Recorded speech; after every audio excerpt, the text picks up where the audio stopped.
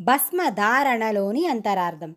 ఎంతో నిగూఢత్వం నిండి ఉన్న భస్మాన్ని మరే ఇతర దేవుడుగాక పరమశివుడే ధరించడంలో అంతరార్థం ఏమిటో, మరే ఇతర దేవతలు ఎందుకు భస్మాన్ని ధరించారో శంకరుడు ధరించడానికి గల కారణాలేమిటో చెప్పే కథ ఒకటి ఉంది. మహర్షి ఆశ్రమానికి సద్బ్రాహ్మణుడు వేషంలో తరలి వచ్చాడు పరమేశ్వరుడు. సాటి బ్రాహ్మణుడిని చూడగానే ఘనంగా స్వాగతం పలికి అతిథి మర్యాదలు చేశాడు మహర్షి. మర్యాదలన్నీ పొందిన తర్వాత బ్రాహ్మణ వేషధారి అయిన గంగేశుడు మహర్షిని ఉద్దేశించి, మహర్షి, అతిథి సత్కారాలు సంపూర్ణంగా తెలిసిన నీకు విజయోస్తు. నీ వంటి జ్ఞానసంపన్నుడు, తపోధీరుడు సుఖదుఖాలకు అతీతుడై ఉండాలి. సంతోషాలకు ఆవేశాలకు అదుపులో ఉంచుకోవాలి.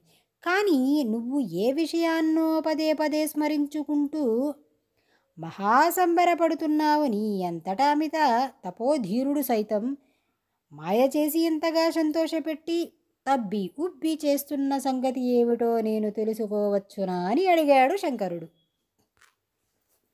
అంతవరకు తనలో తాను దాచుకున్న సంతోషాన్ని పంచుకునేందుకు ఒకరు వచ్చినందుకు మహర్షి ఎంతగానో సంబరపడుతూ, ఓ సాధు పుంగవా, నా అమితానందానికి కారణం నువ్వు తెలుసుకుంటే ఎంతటి తపస్సంపన్నుడైన దైవాంశ సంఘటనలకు సంతోషపడటం సహజమేనని తెలుసుకుంటావు. నా చేతి వ్రేలు గాయపడినప్పుడు గాయం నుండి రక్తానికి బదులు పరిమళభరిత ద్రావకం వెలువడుతుంది. అంటే నా తపస్సు పరంధాముడు అంగీకరించినట్లే కదా. ఇంతకంటే ఆనందదాయకరం ఏమి కావాలో అంటూ వివరించాడు. పరమశివుడు మహర్షి అజ్ఞానానికి నవ్వుతూ, మహర్షి, నీ అమాయకత్వానికి ఎంతో దిగులుగా ఉంది. నీ శరీరం సకల జీవరాశులు సమస్త ప్రకృతి ఈ అనంత విశ్వమంతా ఏదో ఒక సమయంలో లయం కావాల్సినదే కదా. అలా లయమైనప్పుడు సహజ ధర్మాలకు ఆధారమైన ఆకృతి కాలి మసి కావలసిందే కదా. అలాంటి సంపూర్ణ లయత్వంలో సృష్టిలో మిగిలేది బూడిదే. శాశ్వతమైన బూడిదను పొందడమేగాక అద్భుతమైనది నా వేలి నుండి అటువంటి శాశ్వతానందం నీవు చూడగలవు అంటూ తన వ్రేలుని సున్నితంగా గాయపరుచుకున్నాడు.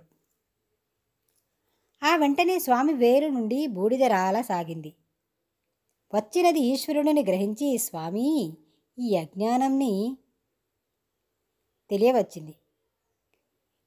అజ్ఞానం తెలియవచ్చింది. ఎంతో అద్భుతాన్ని నాకు చూపించి నా అజ్ఞానం పోగొట్టిన నీవు ఎవరో ఏమిటో నాకు చూపించి నన్ను ధన్యుడిని పునీతుడిని గావించు అని మహర్షి వేడుకున్నాడు. ఆ కాశీ విశ్వనాథుడు తన అమిత మహోన్నత సుందర దివ్య సమ్మోహన రూపంతో దర్శనమిచ్చాడు. హర హర మహాదేవ శంభో. జయ హో కాశీ విశ్వనాథ.